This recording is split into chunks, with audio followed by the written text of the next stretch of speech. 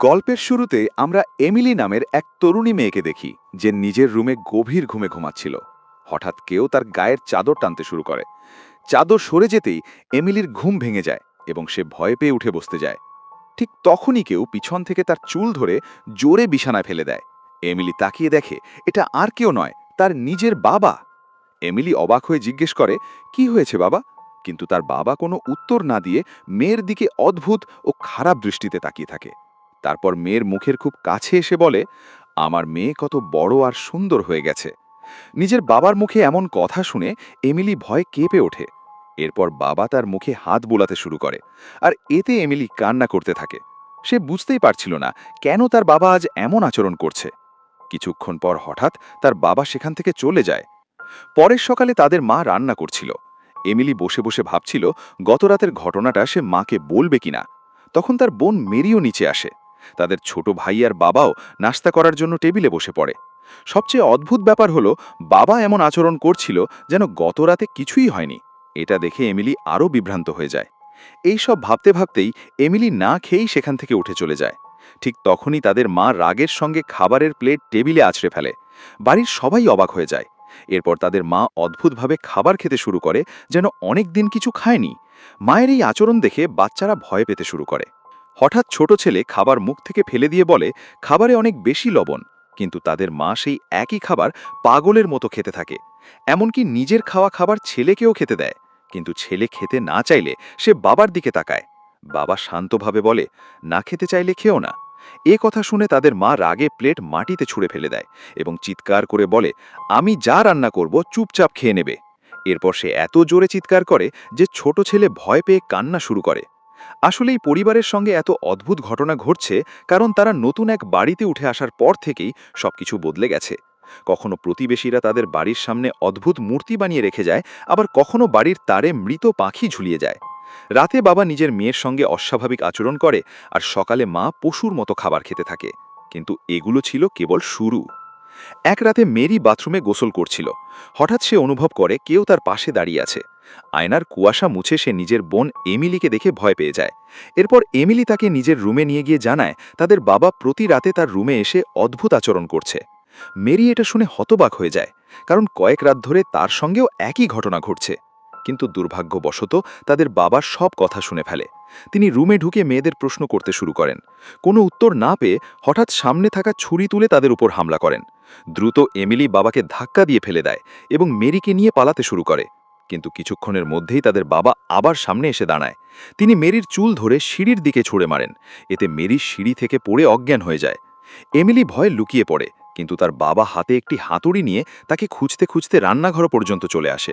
তিনি চারদিকে খুঁজতে থাকেন, কিন্তু এমিলিকে কোথাও খুঁজে পান না। রাগে তিনি মেরির দিকে এগিয়ে যান, যে ধীরে ধীরে জ্ঞান ফিরে পাচ্ছিল। মেরি উঠে নিজের বোনকে খুঁজতে থাকে। হঠাৎ পিছনে তাকিয়ে দেখে তার বাবা হাতুড়ি নিয়ে ঠিক তার সামনে দাঁড়িয়ে আছে। ঠিক যখন বাবা মেরির উপর আঘাত করতে যাচ্ছিল, তখনই এমিলি বেরিয়ে এসে জোরে চিৎকার করে। এতে বাবা থেমে যায়। এরপর এমিলি একটি কলম দিয়ে বাবার মাথায় আঘাত করে, কিন্তু তাতে কোনো কাজ হয় না। উল্টো বাবা আবার এমিলির উপর হামলা করে বসে। তবে এমিলি নিচু হয়ে যাওয়ায় হাতুড়িটি দরজায় গিয়ে লাগে। এত শব্দ শুনে তাদের আসল বাবা উপর থেকে মেয়েদের ডাকতে থাকে। বাবাকে উপরে আসতে দেখে সেই রহস্যময় মানুষটি হাতুড়ি ফেলে একটি ঘরে ঢুকে যায়। তাদের আসল বাবা উপরে এসে দেখে পুরো ঘর এলোমেলো হয়ে আছে, আর দরজায় বড় একটি গর্ত। তিনি অবাক হয়ে মেয়েদের জিজ্ঞেস করেন, তোমরা কি ঝগড়া করছিলে? কিন্তু দুই বোন কোনো উত্তর দেয় না, বরং বাবাকে দেখেই ভয় পেয়ে পিছিয়ে যেতে থাকে। ঠিক তখনই তাদের ছোট ভাই রুম থেকে বেরিয়ে আসে। মেরি তাকে দ্রুত সেখান থেকে পালাতে বলে, আর তখনই দেখা যায় কেউ আবার সেই হাতুড়িটা উঠিয়ে নিয়েছে। বাবা পিছনে ঘুরে তাকাতেই দেখে সেটা তাদের মা। সে চুপচাপ নিজের স্বামীর কাছে এগিয়ে আসে এবং সেই একই হাতুড়ি দিয়ে তার উপর হামলা করে।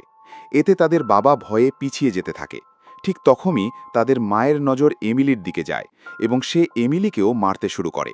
কিন্তু বাবা নিজের মেয়েকে বাঁচাতে সামনে চলে আসে। ফলে সব আঘাত বাবার গায়েই লাগে এবং তিনি ভীষণভাবে আহত হয়ে পড়েন। এটা দেখে তাদের মা শয়তানের মতো হাসতে শুরু করে। এরপর সে ভাঙা কাঁচের ওপর দিয়ে হেঁটে সেই ঘরের ভেতরে চলে যায়। ঠিক তখনই তাদের আসল মা স্বাভাবিক অবস্থায় ফিরে আসে এবং অবাক হয়ে জিজ্ঞেস করে, এখানে কি হচ্ছে? কিন্তু সবাই তাকে ভয় পেতে থাকে। বাবা ভয়ে ভয়ে সেই ঘরের দরজা খুলে দেখে ভেতরে কেউ নেই, শুধু হাতুড়িটা মেঝেতে পড়ে আছে। এরপর তাদের মা মেয়েদের কাছে গিয়ে জানতে চায় কি হয়েছে, কিন্তু দুই বোন এতটাই ভয় পেয়ে গিয়েছিল যে কিছু বলার অবস্থাতেই ছিল না। পরের দিন তাদের বাবা নিজের ভাইকে ফোন করে বাড়িতে ডেকে আনে। তার ভাই ছিল একটি চার্চের ফাদার।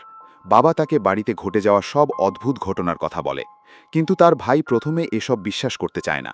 সে বলে, যদি সত্যি এমন কিছু হয় তাহলে আজ রাতে আমরা সবাই এক রুমেই ঘুমাবো।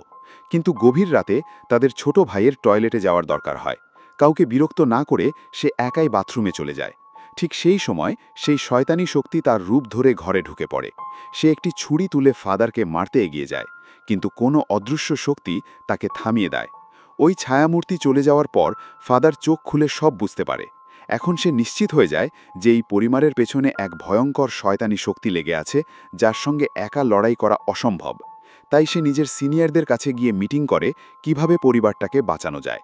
শেষে সিদ্ধান্ত হয় সবাই মিলে ওই বাড়িতে এক্সরসিজম করবে। পরের দিন ফাদারদের একটি দল বাড়ির উদ্দেশ্যে রওনা দেয়, কিন্তু পথে হঠাৎ কাকের ঝাঁক তাদের গাড়ির উপর আক্রমণ করে। এতে তারা গাড়ির নিয়ন্ত্রণ হারিয়ে ফেলে এবং গাড়িটি নিচে পড়ে দুর্ঘটনার শিকার হয়। অন্যদিকে এমিলি স্টোর রুমে যিশুর একটি মূর্তি খুঁজছিল। হঠাৎ তার সামনে দিয়ে এক ছায়া চলে যায়। এমিলি পেছনে তাকাতেই দেয়ালের আগুন জ্বালানোর গেট নিজে থেকেই খুলে যায় এবং পুরো বাড়ির লাইট বন্ধ হয়ে যায়। ভয়ে এমিলি নিজের ফোনের ফ্ল্যাশলাইট জ্বালিয়ে সামনে এগোতে থাকে। তখন সে নিজের বোন মেরির কণ্ঠস্বর শুনতে পায়, কিন্তু পেছনে ফিরতেই সেই শয়তানি শক্তি তাকে টেনে আগুনের মধ্যে নিয়ে যায় এবং আগুন লাগিয়ে এমিলিকে জীবন্ত পুড়িয়ে মেরে ফেলে। এরপর দেখা যায় তাদের বাবা মেরিকে বিছানার সঙ্গে বেঁধে রেখেছে, কারণ তার মনে হচ্ছিল শয়তান এবার মেরির রূপ নিয়েছে। এটা দেখে তাদের মা বাধা দেওয়ার চেষ্টা করে, কিন্তু বাবা বলে সব ঠিক করার একটাই উপায় আছে। ঠিক তখনই তাদের ছোট ভাই রক্তাক্ত অবস্থায় বাড়িতে ফিরে আসে এবং জানায় যে সেই শয়তান সব ফাদারদের মেরে ফেলেছে, এখন নিজেদেরই কিছু করতে হবে। বাবা কাঁদতে কাঁদতে ফাদারের সামনে হাত জোড় করে বলে, যেভাবেই হোক আমাদের এই শয়তান থেকে বাঁচান, না হলে সে সবাইকে মেরে ফেলবে। এরপর ফাদার মোমবাতি জ্বালায় এবং মেরির উপর পবিত্র জল ছিটাতে শুরু করে, কিন্তু মেরি বুঝতেই পারছিল না কেন তার সঙ্গে এমন করা হচ্ছে। এরপর ফাদার মেরির বুকের উপর একটি ক্রস রাখে এবং হাতে থাকা লাঠি দিয়ে নির্মমভাবে তাকে মারতে শুরু করে। মেরির ব্যথায় ভরা চিৎকার পুরো বাড়িতে প্রতিধ্বনিত হতে থাকে। মেরি কাঁদতে কাঁদতে জিজ্ঞেস করে, তোমরা আমার সঙ্গে এমন কেন করছো? কিন্তু ফাদার বলে, আমি তোমাকে বাঁচানোর চেষ্টা করছি। এরপর ফাদার বাবাকে জিজ্ঞেস করে, তুমি কি এখনও এটা চালিয়ে যেতে চাও? তখন বাবা নিজের মেয়ের পা শক্ত করে ধরে রাখে যাতে সে নড়তে না পারে, আর ফাদার আবারও নির্মমভাবে মেরিকে মারতে থাকে। এদিকে দুর্ঘটনার স্থলে পুলিশ পৌঁছে যায়। সেখানে দেখা যায় সব ফাদারদের সঙ্গে তাদের ছোট ভাইও গুরুতর আহত অবস্থায় পড়ে আছে। অর্থাৎ বাড়িতে যে আছে সে আসল ফাদার নয়, বরং সেই শয়তান যে ফাদারের ছদ্মবেশে মেরির উপর অত্যাচার চালাচ্ছে। নিজের মেয়েকে এত কষ্টে দেখে মা আর সহ্য করতে পারে না। সে ফাদারের পায়ে পড়ে তাকে থামানোর অনুরোধ করে এবং নিজের স্বামীকেও বলে, আমরা আর এটা করতে পারি না, এর চেয়ে ভালো আমরা সবাই একসঙ্গে বিষ খেয়ে মরে যাই। কিন্তু বাবা স্ত্রীর কথা না শুনে তাকে ধাক্কা মেরে সরিয়ে দেয় এবং নিজের ভাইকে রিচুয়াল চালিয়ে যেতে বলে। তখন তার স্ত্রী চিৎকার করে বলে, তুমি একজন কাপুরুষ মানুষ যে ভুলের পক্ষ নিচ্ছ। এ কথা শুনে স্বামী প্রচণ্ড রেগে যায় এবং স্ত্রীর গলা চেপে ধরতে শুরু করে। তখন স্ত্রীও আত্মরক্ষার জন্য একটি কাঁচের বোতল তুলে স্বামীর মাথায় আঘাত করে। এতে আরও ক্ষিপ্ত হয়ে সে নিজের স্ত্রীর মাথা দেয়ালে ঝুলানো ফটোফ্রেমের ওপর আছড়ে মারে। আঘাত পেয়ে তার স্ত্রী সেখানেই অজ্ঞান হয়ে যায়। এ দৃশ্য দেখে সেই ভুয়া ফাদার হাসতে শুরু করে। তখন মেরির বাবা বুঝতে পারে এ আসলে কোনো ফাদার নয়, বরং সেই শয়তান যে মানুষের রূপ ধরে এসেছে।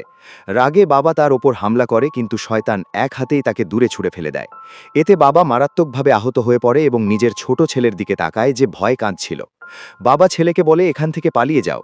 ঠিক তখনই শয়তান কাচের একটি ধারালো টুকরো তুলে বাবাকে মারতে যায়, কিন্তু সেই মুহূর্তে আসল ফাদার সেখানে পৌঁছে যায় এবং মন্ত্র পড়তে শুরু করে। মন্ত্রের প্রভাবে শয়তান হঠাৎ অদৃশ্য হয়ে যায়।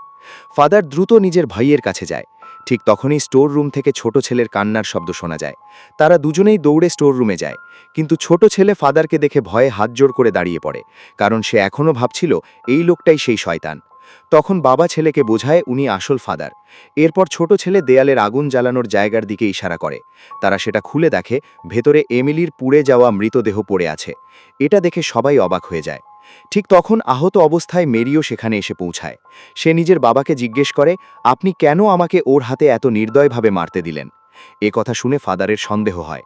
তিনি পাশে রাখা আয়নার কাপড় সরিয়ে দেন। সঙ্গে সঙ্গে শয়তানি আত্মা মেরির শরীর থেকে বেরিয়ে আসে। এরপর ফাদার মন্ত্র পড়তে শুরু করে, কিন্তু শয়তানের ওপর মন্ত্রের কোনো প্রভাব পড়ছিল না। উল্টো সে নিজেও মন্ত্র পড়তে শুরু করে। তারপর সে ফাদারকে মাটিতে ফেলে গলা চেপে ধরে। এটা দেখে মেরির বাবা শয়তানের ওপর পবিত্র জল ছিটিয়ে দেয়। এতে শয়তান কিছুটা দুর্বল হয়ে পড়ে। এরপর ফাদার তার কপালে ক্রসের চিহ্ন আঁকে এবং হাত দিয়ে তার চোখ বন্ধ করে দেয়। কিন্তু শয়তান এখানেও থামে না। সে এক ঝটকায় ফাদারকে দূরে ছুঁড়ে ফেলে দেয় এবং তার বড় ভাইকে আক্রমণ করতে শুরু করে। তখন ফাদার নিজের গলা থেকে যিশুর লকেট খুলে হাতে নেয় এবং মন্ত্র পড়তে পড়তে সেই শয়তানকে নিজের শরীরের ভেতর টেনে নেয়। এরপর ফাদার একটি কাঠের ক্রস ভেঙে নিজের ভাইকে বলে, এই ভাঙা ক্রসটা আমার বুকের ভেতর ঢুকিয়ে দাও, যাতে আমার সঙ্গে এই শয়তানটাও শেষ হয়ে যায়। কিন্তু তার ভাই সেটা করতে পারছিল না। ধীরে ধীরে ফাদারের চোখ হলুদ হয়ে উঠতে শুরু করে। এর মানে শয়তান তার শরীর পুরোপুরি দখল করে নিচ্ছে। এটা দেখে তার ভাই কাঁপতে কাঁপতে সেই ভাঙা ক্রস তুলে নেয়। কিন্তু ভাইকে মারার সাহস তার হচ্ছিল না। ঠিক তখনই ফাদার নিজেই সেই ভাঙা ক্রস নিজের বুকের ভেতর ঢুকিয়ে দেয়। এর ফলে ফাদার এবং সেই শয়তান দুজনেই একসঙ্গে মারা যায়। আর এখানেই শেষ হয়ে যায় এই ভয়ঙ্কর গল্পটি।